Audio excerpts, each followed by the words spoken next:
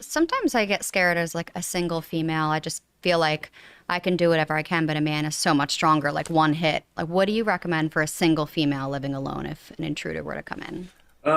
First and foremost, go buy yourself a pair of size 12 cowboy boots and put them outside your front door. Ooh, Yeah. that's a great idea. So there are the four D's of security, right? And so you know, if you have a front door and a back door, putting those big male shoes out there, it serves as a great deterrent, right? Because if it's a sexual predator, you know, he's coming at night, he's coming for you, right? So you put some signs out there that say, hey, you're not going to be successful here, Mm-hmm. right? That can Mm-hmm. be security signs. Obviously, you want to illuminate your property as best as possible. You want to cut all of those big shrubs that might be growing near your home down so that no one can really hide behind them or hide in them. Because the point of illumination isn't so that you can see, right? Because you're inside. It's so that all your neighbors can see everything that goes on outside your home. They become your witness. They Mm-hmm. become your 911, right? If they see something weird out there. And if you live in a neighborhood where it's, you know, where kind of you're more of a tribe, you talk to each other. You know, there's a lot of neighborhoods where no one talks to anyone. But I can tell you from experience, you know, as operators going to a target in an urban environment, they know we're coming, right?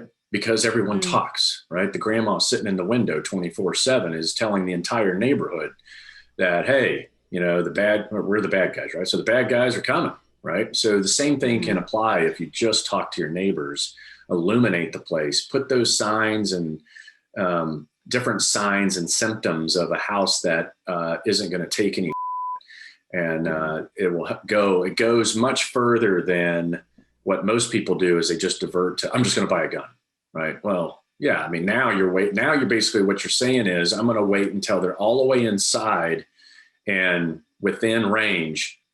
That's what the gun is for. But ideally, Last resort at last that point. resort, right? So Right. ideally, you do, you know, the four D's is deter, right? The first D is deter, which is, I look at the home and I go, never mind. It has all those things going on that make me feel like I will be unsuccessful as a bad guy, right? Right. Then there's the delay or detect. And those two can go hand in hand, both at the door and in the property. So, you know, delay would be obstacles, and that would be your locks on your doors, or it could be just the light plume around your property is so bright and so big that it forces them to go to different areas if they're hell bent on getting to you, right? So anything you can put in their way. Locks, alarms, obviously, that's kind of more of the delay and the detect. Then you have the deny, which also goes hand in hand with how you lock and fortify your home. And then here in Texas, we have the fifth D, which is called death, right? When you walk in the door, then you're done. So if you follow like those 4 or 5 Ds of security when setting up your home, then you'll be covering your base. But probably the most important one is deterrence, right? How do I get them to just stay away and keep on going? And there's a lot to go with physical security, but specific to women is, yeah, definitely the shoes out front. And if some guy doesn't care about that and he kicks your door in, then at that point you got to have a system in place of some sort, right? You have to have that means of maybe barricading or locking yourself in a safe environment, the ability obviously to communicate, calling 911, or how, better yet, you have your car keys too. You can fire off that panic button and get your car going nuts outside. Oh, that's a good So idea. that means all these things need to be co-located probably where you're sleeping, right? So on your Right. nightstand, what I call a tactical nightstand, you're outfitting your nightstand so that it becomes, you know, basically life support, right? You Mm. know that you can close the door to your bedroom, you can barricade the door, you can call 911, you can fire off the panic button, you can fire off your alarm system if you have one. You can basically do all these things. And then, yeah, of course, you grab your bear spray because that's better than mace, or you grab your pistol if you know what you're doing with that pistol, right? Or rifle or shotgun, whatever it is you choose.